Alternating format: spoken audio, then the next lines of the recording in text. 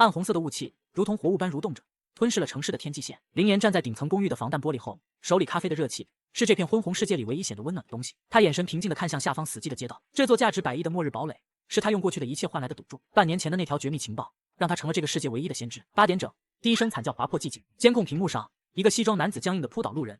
丧尸。林岩抿了口咖啡，和情报一致。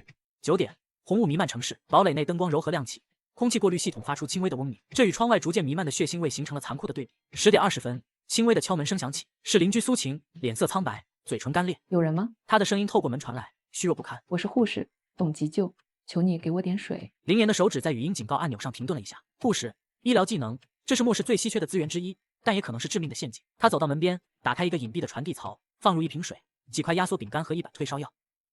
东西在门下。他用冰冷的电子合成音说：“拿了，立刻离开。”外面沉默了片刻，传来细微的响动，然后是踉跄远去的脚步声。林岩回到电脑前，脸上没有任何表情。这不是仁慈，只是一次冷静的风险投资，用微不足道的物资换取未来可能需要的医疗援助，很公平。下午，事物浓度达到峰值，窗外的惨叫声渐渐稀疏，不是危险过去了，而是能发出声音的人已经不多了。他完成了当日的训练计划，汗水滑落时，他想起16岁那年失去的父母。从那时起，他就明白这个世界并不安全。傍晚，他加热了一份自热米饭，打开红烧肉罐头。用餐时，他的目光深沉。夜幕降临，城市变成了噩梦般的画廊，事物在黑暗中泛着幽暗的红光，偶尔有枪声和爆炸声响起，但很快就被更令人毛骨悚然的嘶吼声淹没。晚上9点，刺耳的警报声突然响起，生命体征监测系统显示，12楼的楼梯间有人处于高烧昏迷状态。画面放大，是苏晴蜷缩在角落，体温高达38.9度。林岩的眉头皱了起来。如果他是赤雾感染的重症患者，几小时内就可能变异，到时候清理楼道的麻烦会更大。3分钟后，他打开门出去。他告诉自己，这不是拯救，只是提前清除隐患。楼道的应急灯发出惨白的光，苏晴已经意识模糊。林岩快速检查了他的瞳孔反应和体表特征，没有明显的变异迹象，更像是普通感染引发的并发症。他犹豫了3秒，随即架起他，拖回了堡垒。他的动作毫不温柔，用隔离舱的束缚带将苏晴固定住，退烧针和营养液通过静脉注入。林岩退到玻璃窗外，看着监测屏上的数据逐渐趋于稳定。我违背了自己的第3条守则。他对着空无一人的控制室低声说，但或许在末世里，有些规则注定要被重新书写。清晨6点，窗外红雾弥漫，屋内柔和的灯光洒满室内。林岩已经结束了晨练，正在查看夜间的监控记录。苏晴走进来时，他调出了一个画面：东侧街道，凌晨有武装幸存者和变异犬大战，大概率全灭了。地上散落着装备，其中一把手枪格外显眼。你想去拿回来？苏晴的声音还有些虚弱。风险评估。林岩操纵电脑，80米开放距离，风险很高，但一把完好的手枪，其价值超过10箱罐头。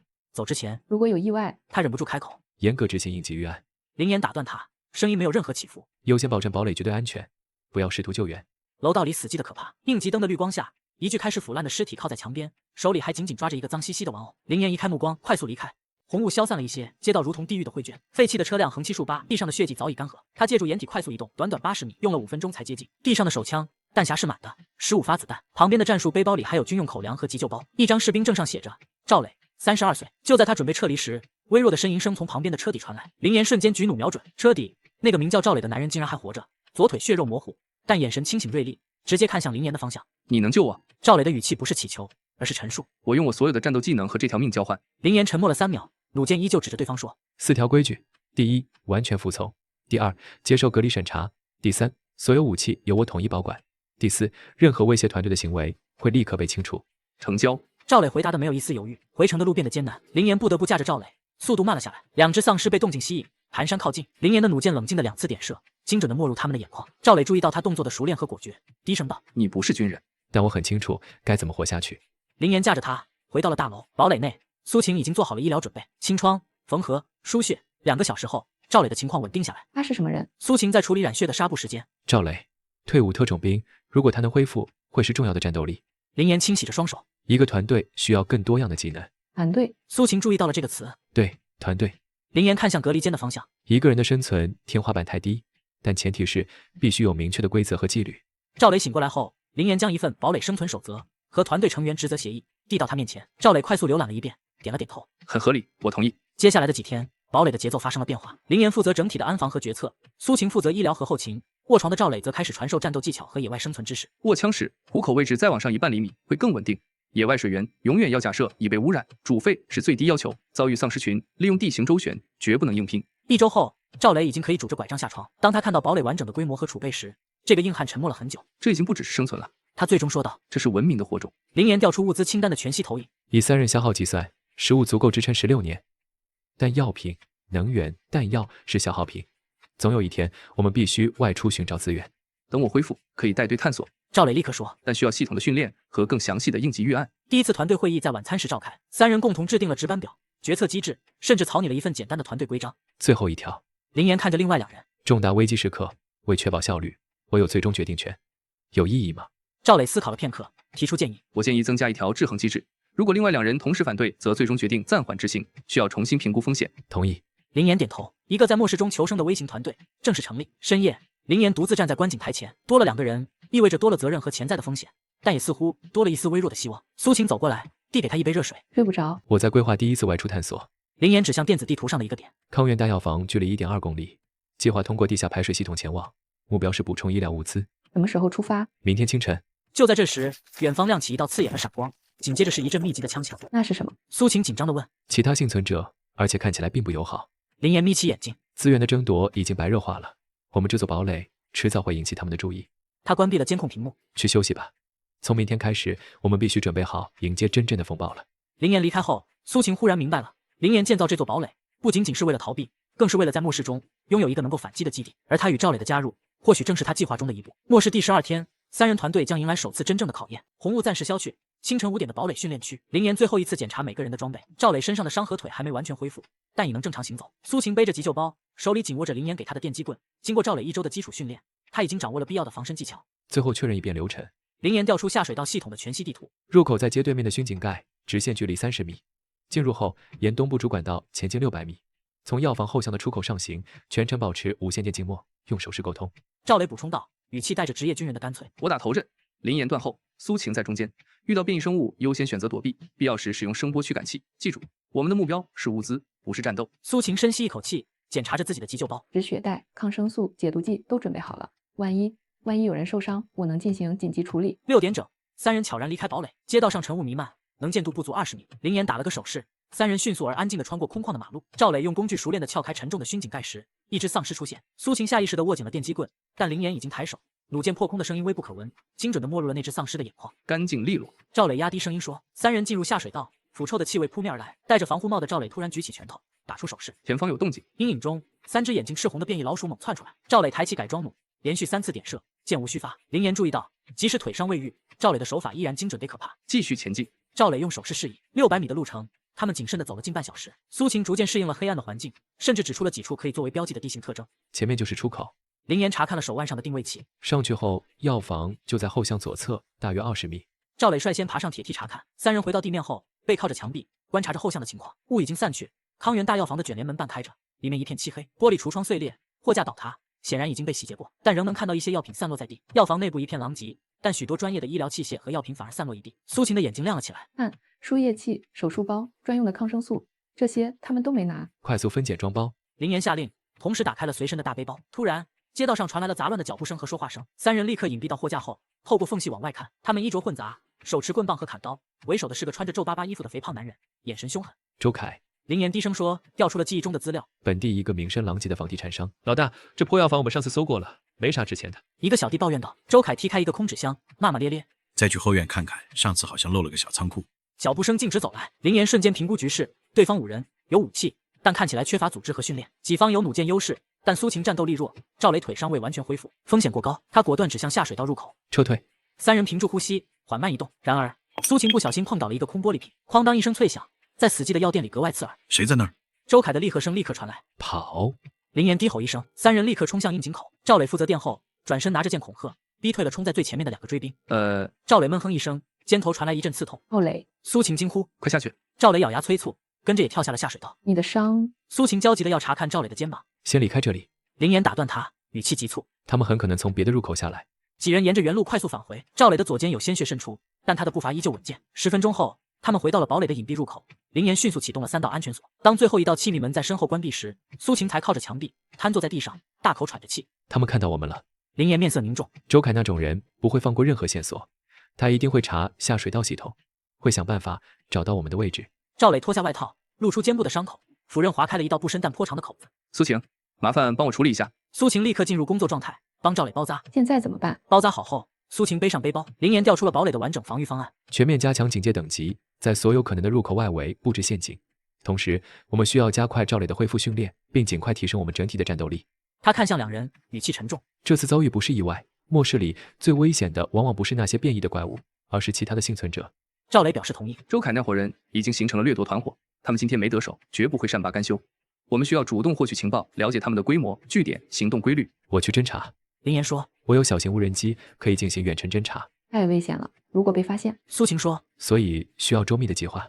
林岩拿出城市地图，先从周边开始建立安全警戒区，同时我们或许需要考虑寻找盟友。盟友？苏晴有些不解，不是像我们这样的核心团队，而是外围的合作关系。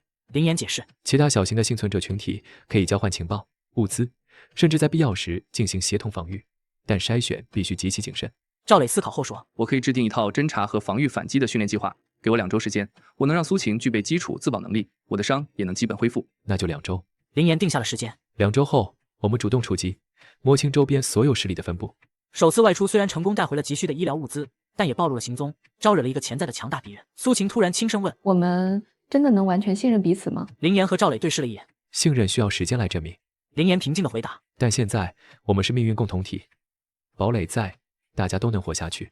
堡垒被攻破，所有人都得死，这本身就是最牢固的纽带。赵磊补充道，在部队里，信任不是靠说出来的，是靠一次次一起训练、一起战斗、一起面对生死考验积累起来的。时间会给出答案。深夜，林岩独自留在控制室，他调出所有关于周凯的资料。灾变前就有多起商业欺诈和暴力拆迁的传闻，在无法无天的末世里，这种人更是如鱼得水。这样的敌人绝不会轻易放弃。他启动了无人机的自动巡逻程序，多个监控屏幕亮起，将堡垒周边500米范围内的景象尽收眼底。其中一个画面显示，东侧的废墟中有隐约的火光闪烁，那里有另一个幸存者营地。另一个画面则捕捉到下水道的某个出口附近有人影在晃动，显然是周凯的手下在搜索。末世第13天，生存游戏的难度陡然升级，但林岩的眼神依旧冷静。他早就明白，这座堡垒从来不是终点，仅仅是起点。真正的考验现在才真正开始，而他囤积的100亿物资和长达半年的精心准备，将在这场残酷的考验中展现出他真正的价值。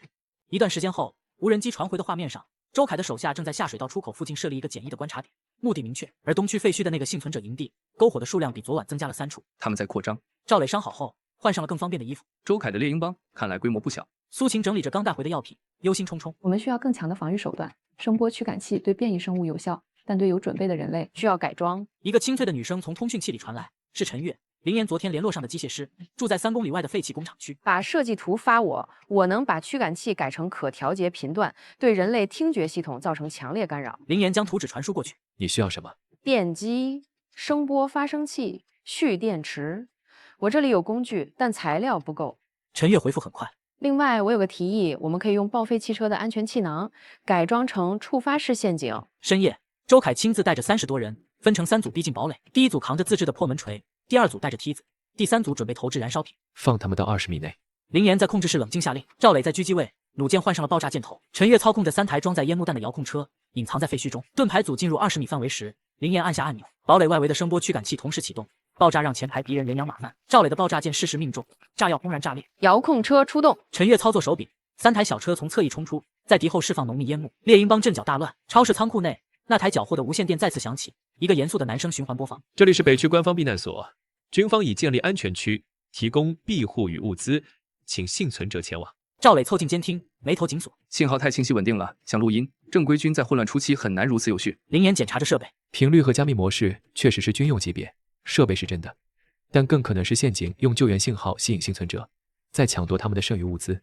陈月的声音从堡垒内部通讯传来。我追踪到信号源在层北工业园，灾变前那里有个封闭的军事科研所。我去侦查。赵磊主动请缨。明天带上刚投降的那2人，正好考验一下他们的忠诚度和应变能力。林岩沉思片刻，点头同意。保持绝对隐蔽，只观察不接触，无论发现什么，天黑前必须反悔。过了几天，林岩则开始在堡垒内部构建防御工事，用货架和沙袋封堵1楼所有窗户，只在2楼留下几个隐蔽的射击孔。投降后表现积极的小李和小王干活十分卖力。小李主动检修老旧电路，小王则忙着搬运重物加固大门。为什么选择留下？林岩一边布置陷阱，一边看似随意地问。小李苦笑一下，声音低沉：周凯把我妹妹扣在据点当人质，我想找机会救她出来。林岩记下了这个信息，语气平静但肯定：会有机会的，前提是我们先活下去。灾变后的第30天，城市事物基本消散，微弱但真实的阳光艰难地穿透下来，给死寂的大地带来光明与诡异的宁静。林岩在堡垒武器库整理装备，当他手指触碰到一把手枪时，奇异的事情发生了，手枪竟凭空消失在他手中。他猛地一愣，闭眼凝神，震惊地看到一个约1立方米、灰蒙蒙的奇异空间出现在意识里，那把手枪正静静地悬浮其中。这是储物空间。他心念一动，手枪又瞬间回到他手里。反复尝试几次后，他确认了自己这超乎常理的能力。陈月检测到了微弱的能量波动，兴奋地过来。事物中蕴含未知能量，你的体质可能因此觉醒。能收纳多大体积有生命的东西行吗？经过一系列测试，结论是初始空间约1立方米，只能收纳非生命体，且重量似乎不受影响。林岩立刻将一些最关键的物资存入这个随身空间，这相当于一个绝对安全的移动保险库。赵磊得知后若有所思，既然有空间异能，会不会有其他能力？苏晴对伤势和病情的直觉准得惊人。陈月，你摆弄机械的天赋也远超常人，有可能都是隐性异能的表现。林岩推测，我们需要更多数据和案例来研究。随后，堡垒首次通过加密无线电波段，谨慎地向外界发出招募特定技能人才的信息。几小时内收到了7个回复，包括前农业专家、水电工程师。但第8个回复让林岩瞬间警惕起来，信号很弱，内容简短。我知道堡垒位置，也认识你林岩，见面谈关于周凯和他背后势力的核心秘密。署名是吴医生。吴医生被接回堡垒时已极度虚弱，50多岁的他戴着破损的眼镜，衣衫褴褛。苏晴立刻为他进行检查，结果让他震惊不已。他的血液里有高浓度的特异性抗体。苏晴指着检测仪上异常的数据波动，他对赤物毒素有很强的中和能力，这几乎是奇迹。老人醒来后喝了些水，眼神中带着劫后余生的恐惧和一种急于倾诉的迫切。他看着围在床边的林岩和苏晴，声音沙哑的开口：你们看到的全球性的天灾并非自然形成。一句话让整个房间的空气瞬间凝固。赤物是生物武器，是意外泄漏还是有意释放，我无法确定。吴医生艰难地喘息着，但他的目的很明确，为某个新秩序清扫舞台。他看向林岩，周凯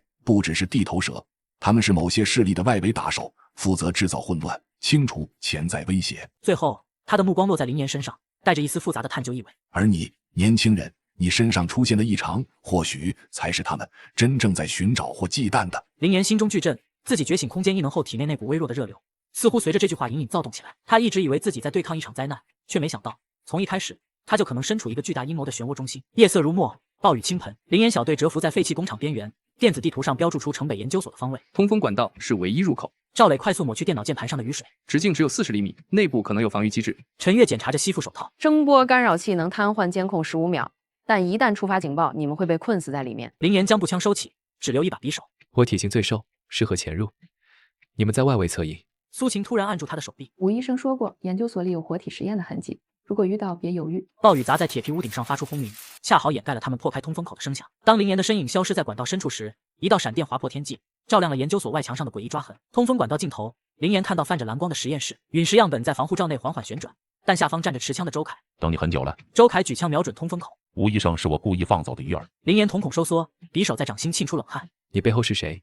新纪元公司。周凯狂热地踢了脚边的研究员制服一脚。清洗救人类，优等种族将建立新秩序。千钧一发之际，林岩引爆藏在管道口的手雷，爆炸声响起，样本防护罩碎裂的脆响中，周凯突然狞笑着按下腕表，一起陪葬吧。自毁倒计时在控制台亮起，整个建筑开始剧烈震动。林岩抢到陨石碎片时，小腿突然传来刺痛。周凯用隐藏针管注射了某种紫色液体，毒素正在改写他的基因链。吴医生指着林岩身上的纹路惊呼。医疗舱内，林岩在医疗舱剧烈抽搐，皮肤下浮现蛛网状紫纹。陈月调出能量监测图，异能空间在疯狂扩张，但像黑洞般吞噬他的生命体征。苏晴将抗体血清推入林岩的静脉，流着泪说道：每次压制毒素，他的异能就增强，但体温会下降1度。昏迷中的林岩正站在意识空间的陨石幻象前，古老讯息如潮水涌来。传承者接受考验，逆转进化程序。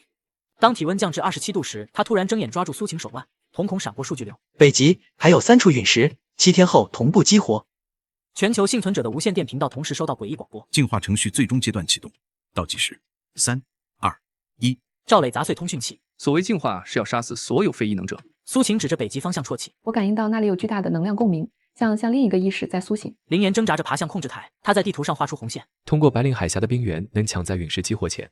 你的身体撑不到那里。苏晴按住他的手臂，林岩扯了扯嘴角。要么我死在路上，要么全人类死在7天后。运输机残骸如同巨兽骨骸斜插在冰原上，狂风卷起的冰雪像千万把刀子刮过脸颊。林岩推开半埋的舱门，发现里面空空如也。导航仪显示距离目标还有80公里。陈月敲击着便携终端。暴风雪让卫星信号断断续续。赵磊突然举起战术望远镜。3点钟方向有热源反应，不是自然现象。众人迅速隐蔽到机翼残骸后，几个穿着白色制服的身影正在冰面上架设设备。他们臂章上的3螺旋标志让众人倒吸冷气。新纪元公司的北极先遣队。林岩的手按在逐渐结霜的武器上。他们比我们快了一步。吸附手套在冰壁上划出火星，灵岩像壁虎般贴附在陨石坑边缘。下方基地的激光栅栏发出嗡鸣，2个迷彩守卫正拖着裹尸袋走向焚烧炉，防守强度超乎预计。赵磊说道，夹杂着风雪杂音。发现4组旋转炮台，热成像显示地下还有生命体征。陈月的无人机传回实时画面，核心实验室的穹顶下，巨型陨石碎片正在透明容器里脉动，周围连接着数十个维生舱。他们在用活人做能量导体。苏晴的惊呼被风声吞没，灵岩突然按住剧痛的太阳穴，异能空间不受控制的震荡，陨石碎片正在与他体内的毒素产生共鸣。实验室突然警报大作，灵岩从通风管进入核心区时，发现所有研究人员都已倒地昏迷，陨石悬浮在空中，投射出的红光组成古老星图。他认出了传承者。吴医生通过耳麦疾呼，但共鸣会加速毒素扩散。灵岩身上的紫色暗纹忽明忽暗，灵岩每靠近陨石一步，就有维生舱里原本的陨石化作尘埃。星际源守卫进门的瞬间，陨石突然迸发出了冲击波，冲击波的力量将所有人掀飞。赵磊带着苏晴和陈月趁机进入实验室内，苏晴瞪大眼睛不可思议，他看见灵岩徒手插入陨石内部，然后从陨石里面掏出一颗跳动的水晶心脏。灵岩震惊地看着手中的水晶心脏，他皱紧了眉头，喃喃自语：“这是活的。”水晶心脏在灵岩掌心骤然碎裂的刹那，绚烂极光骤然席卷整片冰封荒原，天地间被冷冽而盛大的光芒填满，所有电子设备瞬间失灵，屏幕熄灭，信号中断。星际源的士兵如同被抽走心神，接连无力地瘫倒在地。他在抽取生命能量，完成蜕变。吴医生急切的警告被剧烈的干扰吞没，化作一阵刺耳嘈杂的杂音。灵岩身躯猛地一颤，踉跄跪倒在地，气息紊乱。他眼前浮现出陨石深处缓缓凝聚的模糊人形，一股难以抗拒的力量正疯狂侵蚀着他。苏晴焦急万分，不顾一切冲过去，带我去冰架裂缝。灵岩望着满脸焦急的苏晴，声音微弱却异常坚定，一遍遍地喃喃重复。意识消散的前一秒，他眼中最后映出的是苏晴撕心裂肺的哭喊。当剧烈爆炸轰然震塌整座实验室时，冰原的夜空之上悄然升起了一轮诡异而清冷的第2颗月亮。灵岩在无边虚无中缓缓漂浮，如同置身于一片寂静无声的墨色深海。破碎的过往记忆与陌生的远古意识疯狂交织，他看见炽热陨石划破原始地球的厚重大气，看见恐龙王朝在神秘辐射中消失，无数画面飞速掠过，最终定格在冰层深处不断震颤的巨大阴影。古老而苍茫的意识如潮水般涌入脑海。灵岩骤然醒悟，所谓的进化程序不过是宇宙尺度下冰冷的生态调节，而人类只是无数实验场里意外觉醒，挣脱预设的变量。苏晴的哭声刺破黑暗，心跳恢复了。灵岩猛然睁眼，发现自己正躺在运输机的残骸之中，掌心不知何时紧紧攥着一块剔透冰晶，内部封存着细密而神秘的星图纹路。一旁的赵磊神色凝重，指着舷窗外狂乱巨变的绚烂极光，沉声道：“全球已出现7个能量喷发点，北极仅仅只是开端。”当有飞机掠过阿拉斯加海岸时，灵岩在亲眼目睹海岸线正以惊人速度崩塌碎裂，地面的狰狞裂缝中，诡异的紫色藤蔓疯狂蔓延，将废弃都市层层缠绕，化作一片死寂又妖异的丛林。狂奔的鹿群在能量冲击下发生异变，犄角间迸发出刺眼电弧，景象令人心惊。生态链正在彻底重组。吴医生快速分析着空气样本，神色凝重地说：“氧气浓度剧烈波动，已不再适合普通人长期生存。”陈月忽然指向远方，失声惊呼。前方变异丛林中，星际源的装甲车队正强行清出通道，押送着数百名佩戴项圈的幸存者艰难前行。那些项圈上闪烁的频率，竟与灵岩口袋里的冰晶完全同步。他们在把人类改造成能量信标。灵岩猛地捏紧掌心，突然，灵岩手中的冰晶发出蓝光，他目光一凝，沉声道出下一个目标。下一个能量爆发点在上海外滩的黄浦江水中，浑浊的浪涛翻涌，变异食人鲳疯狂啃食着江面上搁浅的废弃巨轮，船体的钢铁外壳被啃噬得坑坑洼洼，发出刺耳的摩擦声。灵岩带领小队，趁着夜色悄悄潜入东方明珠塔的废墟之中。昔日璀璨的塔身早已破败不堪，他们抬头望去，突然发现塔顶的球体已被星际源势力改造成了一座巨大的能量放大器，正散发着微弱的诡异蓝光。星际源抓走了所有能感应陨石能量的特殊体质者。苏晴压低声音，指尖指向塔基处来回巡逻的机械守卫，眼神凝重。他们的目的很明确，要用这些人当祭品，强行激活东海海底深处的陨石。赵磊立刻行动，在塔身关键位置快速布设炸药。可就在炸药布设完毕的瞬间，整座塔身突然剧烈倾斜，地面随之震颤。众人转头望去，一个巨型物体冲出，其球状表面嵌着无数张痛苦扭曲的人脸，模样触目惊心。苏晴手中的检测仪突然发出尖锐的警报声，她脸色骤变，急促说道：“这些人都还活着，但他们的意识被强行融合，变成了这种诡异的共生体。”东方明珠塔顶的球体内，光线昏暗而诡异，上百名特殊体质者被细密的神经锁紧紧连接，围成一个规整的环形。他们双目紧闭，神色麻木，仿佛被抽走了自主意识。环形中央的老者缓缓抬头，此人正是失踪多年、曾享誉全球的陨石研究泰斗南宫博。我们不是在毁灭，而是在帮助人类文明实现跃迁。南宫博的声音不再是单一的苍老语调，反倒像千万人重叠的合唱，冰冷而毫无感情。用个体的消亡换取整个物种的永生，这本身就是最公平的交易。话音刚落，灵岩体内的异能空间突然失控，随身携带的武器装备如同暴雨般倾泻而出，散落一地。南宫博嘴角勾起一抹诡异的微笑，缓缓开口：“你体内的陨石碎片正在疯狂呼唤母体，抗拒进化只会让你痛苦不堪，何必呢？”就在这时，巨型触手轰然砸破塔顶的玻璃屏幕，碎片四溅。灵岩目光骤凝，清晰地看见南宫博的脊椎处缓缓延伸出无数晶莹的晶体神经锁，如同藤蔓般缠绕蔓延。百慕大三角的海域上空，磁场紊乱的如同被反复揉皱的废纸，无形的力量撕扯着空气，运输机剧烈颠簸，驾驶舱内的仪表盘指针疯狂旋转跳动。当林岩强稳操控杆，带领运输机冲破层层风暴，冲进风暴眼的瞬间，众人豁然看见，平静的海面上悬浮着一座规整的金字塔形状晶体结构，通体莹润，散发着磅礴的能量，正是那7颗陨石的能量枢纽。落地后，强大的磁场正在全方位保护核心区域。陈月紧握着发烫的探测器说，话音刚落，探测器便冒出阵阵黑烟与火花，彻底罢工。任何电子设备只要靠近，都会立刻失效报废。陈月说，赵磊伸手指向海面，语气凝重。你们看。众人望去，只见星纪元的科考船早已被密集的水晶簇牢牢包裹，船上的船员们保持着生前最后一刻的动作。就在这时，林岩突然单膝跪地，脸色苍白，体内的异能空间正被一股无形的巨力强行抽取，浑身经脉传来阵阵刺痛。海面上缓缓浮现出一道巨大的黑色阴影，那模糊的轮廓狰狞而庞大。无一生惊的失声惊呼：是活的！这颗陨石组合体竟然是活的！金字塔内部回荡着空灵而悠远的歌谣，声调古老而苍茫，萦绕在晶莹的金簇之间。林岩穿行在错综复杂的金簇迷宫中，他仿佛看到每个文明终结的悲壮景象。玛雅祭司身着祭服，神色虔诚的躬身伫立。亚特兰蒂斯的辉煌城邦在滔天巨浪中缓缓沉入深海。一个全息投影突然出现在眼前的墙壁上，语气带着诱导：只要你妥协，我们可以保留1%的人类人口，就像远古的诺亚方舟承载着物种的希望。以你的能力，值得拥有一张生存船票。苏晴见状，眼神坚定，猛地抄起石块砸碎了身旁的控制晶体，厉声喝道：别听他的，这些被展示的记忆都是他们筛选服从者的工具，根本不是真相。苏晴的话如闪电般划破迷雾，真相瞬间清晰。所谓的星球进化，根本不是生态调节，而是高等文明的招生考试。